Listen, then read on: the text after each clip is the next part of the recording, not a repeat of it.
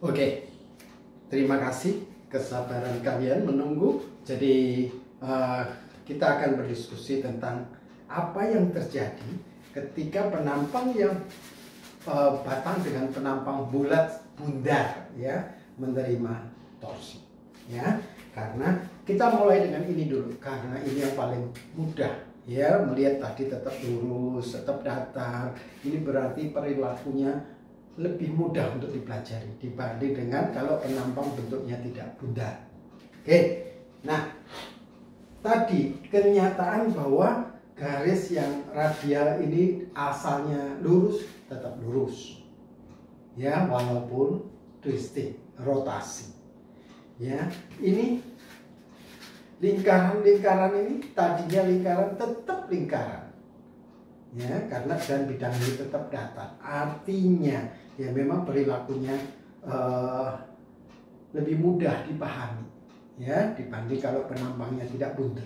Dan kenyataan ini tetap lurus, kita bisa dengan cukup akurat mengasumsikan bahwa distribusi tegangan ya yang terjadi akibat momen torsi pada penampang berbentuk bundar ini adalah juga terdistribusi secara linear ya, terdistribusi secara linear seperti ini.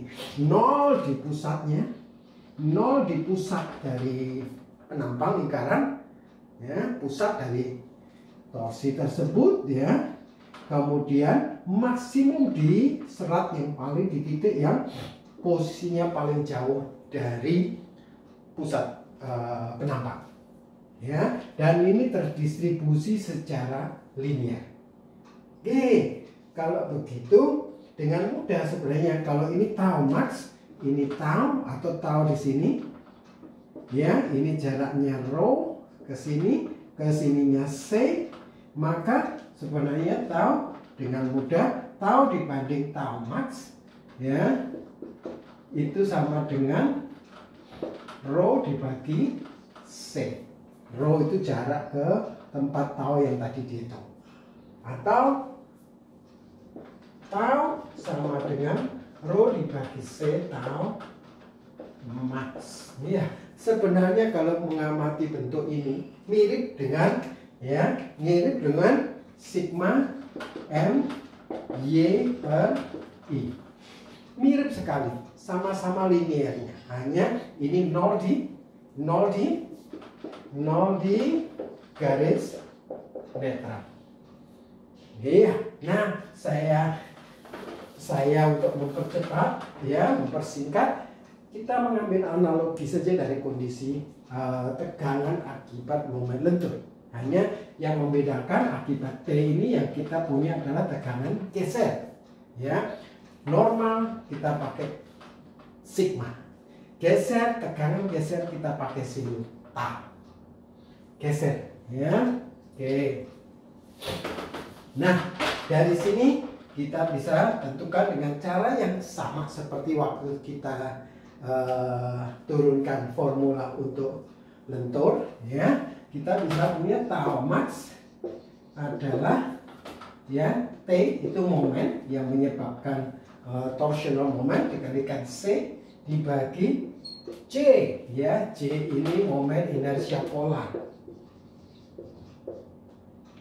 inersia polar, atau sama dengan Ix plus Iy ya, momen inersia polar atau Ix per Iy. Oke, kalau tau maxnya T kali C, C itu jarak jari-jari ke titik terluar, maka tau di sembarang titik bisa T rho dibagi G. Nah, ini yang kita sebut sebagai ya formula tegangan akibat torsi. Formula tegangan akibat torsi. Nah, oke. Nah, jadi ini yang satu lagi ini adalah tegangannya. Ini adalah tegangannya, bagaimana dengan perubahan bentuknya ya. Jadi C ini Ix plus Iy. Oke. Nah, hal yang ini sebenarnya sama. Kalaupun penampangnya juga ada lubang, misalnya seperti pipa, sama, ya. Kurang lebih perilakunya sama, distribusi tegangannya juga linear, maksimum di sini, ya. Oke. Sama, hanya memang semuanya dikurangi dengan ini ya. I-nya pasti berkurang, dikurangi lubang ini. Ya, sorry, J-nya, moment inersia polarnya akan berkurang. Oke, jadi kurang lebih seperti itu. Nah, satu lagi, ya, deformasinya bagaimana? Kalau seperti ini, sebenarnya selama dia, kalau ini N, dia juga akan mengalami deformasi berupa perubahan panjang. Perubahan panjang ini sebesar delta N L E A. Ini deformasinya. Sama ketika ini di twist, yang tadinya seperti ini sudutnya, ya, sudutnya vertikal ini, untuk batang yang panjangnya L ini dia akan berputar. Nah, dia akan miring. Tadinya datar ke sini, akibat momen torsi ini dia akan posisinya seperti ini. Nah, kalau ini saya sebut V, ya, ini untuk batang yang panjangnya L, ya, maka V sebenarnya bentuknya sama dengan ini. Ini bukan N tapi T, L bukan E tetapi G, modulus elastisitas geser, ya, kali J. J itu sama dengan moment inersia polar. Jadi sebenarnya analog saja, ya, analog saja dengan perubahan bentuk yang terjadi pada batang akibat keaksial. Nah, bagaimana halnya kalau saya punya penampang yang seperti ini? Kalau tadi cukup sederhana, ya, distribusinya linear, tegangannya jelas, tegangannya geser, distribusinya linear. Nah, bagaimana kalau penampangnya seperti ini? Ya, perilakunya sangat complicated. Ya, ini tidak lagi lurus, tapi meleot, gitu ya. Bahasa Jawanya ini tidak lagi lurus, juga meleot. Nah, ini juga tidak lagi bidang datar. Itu memang agak sulit saya menggambarkannya di sini, ya, karena yang disebut warping. Nah, terus terang perilakunya complicated sekali, rumit sekali untuk menurunkan atau formula untuk menentukan tegangan geser akibat torsi pada penampang yang tidak bundar selain penampang bundar. Nah, tetapi satu hal, ya, ini. Jadi kalau misalnya saya punya penampang yang bujur sangkar, ya, saya punya penampang yang bujur sangkar. Nah, pada ini, dalam arah ini ke sudut, itu tegangannya bisa jadi seperti ini, ya. Jadi complicated memang. Di sini maksimum, tapi di ujung sini nol. Di ujung sini nol. Ini tegangan tahunnya, ya. Tetapi dalam arah ini ke sini, ya, ini distribusinya bisa begini, tidak linear, ya, tidak linear, tapi maksimum memang di tempat yang paling jauh dari pusat ini. Tapi distribusinya tidak linear, seperti yang bundar tadi, lingkaran tadi linear. Kalau ini tidak linear. Nah, demikian juga kalau misalnya saya punya penampang yang segitiga, ya, penampang segitiga misalnya, saya punya batang yang penampangnya segitiga, sama, ya, terhadap ini. Di sini dia akan, di sini nol, ya, distribusinya bisa begini, ya, mirip seperti ini tadi, ya. Dan di sini ini maksimum, jadi bisa seperti ini. Nah, oke, ini akibat ini dia akan, pastinya dia akan ke sini, ya. Di sini maksimum, di sini 0, di sini maksimum, tapi distribusinya tidak linear. Terus terang ini complicated sekali. Nah, tetapi satu hal, ketika kita desain struktur, nah itu fokus dari pelajaran yang akan kita tempuh, kalian tempuh selama menempuh studi S1, ya. Harapannya ketika kita desain satu struktur kita harus kuat. Dan kondisi itu harus terpenuhi. Kuat artinya kemampuan bahan memikul tegangan geser, tegangan normal, apapun harus lebih dibanding dengan tegangan geser atau tegangan normal yang terjadi akibat beban, akibat gangguan-gangguan dari luar yang lain.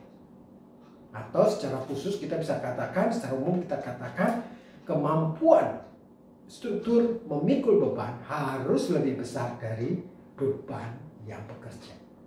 Nah, karena itu kita penting tahu berapa besarnya tegangan maksimum yang terjadi pada struktur akibat gaya-gaya bekerja.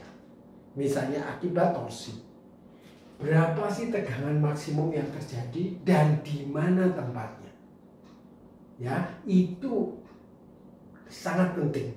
Itu sangat krusial untuk kita ketahui. Demikian juga untuk penampang yang tidak bundel seperti ini, yang perilakunya sangat complicated. Ya, yang paling penting bagi saya adalah mengetahui di mana sih posisi tegangan geser maksimum dan berapa besarnya tegangan geser yang terjadi. Ya, di mana sih posisi tegangan geser maksimum dan berapa besarnya tegangan yang terjadi. Yang lain ya sudah, untuk sementara kita belum tahu, kita lupakan dulu untuk sementara. Yang penting untuk kepentingan desain, kita perlu tahu di titik mana tegangan geser akibat torsi itu terjadi dan berapa besarnya. Ya, nah dengan menggunakan teori elastisitas, ya, juga kita sebenarnya bisa menentukan ini berapa besar dan posisi tegangan geser yang terjadi akibat torsi, ya. Tetapi untuk sementara saya sampaikan ini saja. Jadi kalau penampangnya bujur sangkar, seperti ini ada di PowerPoint kalian, ada juga di textbook yang ada. Maka tegangan yang terbesar terjadi di sini, di tengah-tengah sisi, ya, di tengah-tengah sisi ini taunya sebesar tau maksimum itu terjadi di titik-titik ini, dan itu sebesar 4,81 T dibagi dengan A pangkat 3 kalau ini disebut A. Ya, V-nya, V itu perubahan sudut tadi, itu 7,1 T kali L dibagi dengan A pangkat 4 J. G ini adalah modulus elastisitas geser. Ini kalau penampangnya kotak atau kubus bujur sangkar seperti ini. Nah, kalian bisa ikuti yang lain, silahkan baca di PowerPoint maupun di textbook. Kalau misalnya penampangnya seperti ini, segitiga, ya, sama sisi, kalau elips dan seterusnya. Oke, silakan dilihat di tabel, ya, di PowerPoint maupun di textbook yang sudah saya berikan, ya. Ini oke. Jadi at the end, memang yang paling penting adalah menetapkan, ya, posisi di mana tegangan maksimum itu terjadi dan berapa tegangan yang terjadi, ataupun perubahan bentuk yang terjadi. Ini yang tidak boleh lebih, ya, dari kemampuan bahan dalam memikul, atau sebaliknya, kemampuan bahan material, beton, baja yang dipakai harus lebih dari tegangan maksimum yang terjadi. Oke, sampai di sini video ini. Saya lanjutkan satu video lagi untuk topik ini. Kita akan coba bahas satu contoh soal, ya, melibatkan tegangan geser akibat momen torsi. Oke, thank you for your attention. God bless you.